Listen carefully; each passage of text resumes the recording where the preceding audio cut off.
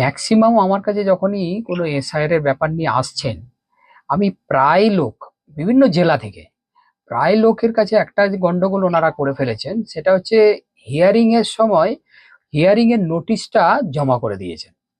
এখন মাথায় রাখতে হবে, আমাদের যখন এই এসআইআর এর অ্যাডজুডিকেশন হচ্ছে, তার মানে তো এটা আমাদের আইনের বিচার বিষয়ে চলে গেল। তা আইনের বিচার বিষয়ে চলে গেলে আমাদের কিন্তু একটা কোনো একটা জায়গাকে বা কোনো একটা কাগজকে আমাদের শ্রীখণ্ডী খাড়া করতে হয়।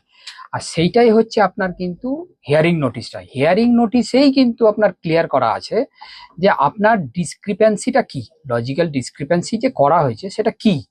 সেই বক্তব্যটাই উপরে ভিত্তি করেই কিন্তু পরবর্তীকালে আমরা কাগজ, সমস্ত করবোরেটেড এভিডেন্স, সাবস্ট্যান্সিয়াল এভিডেন্স সমস্ত কিছু নিয়ে গিয়ে আমরা কোর্টে প্রডিউস করি এবং কোর্ট থেকে করি। যেমন ধরুন আমার এই ভাইরা এসছেন মুর্শিদাবাদ শামসেরগঞ্জ থেকে, এনারা কিন্তু বেশ গুছিয়ে কাগজ নিয়ে এসছেন, আমি এখন স্টাডি করলাম।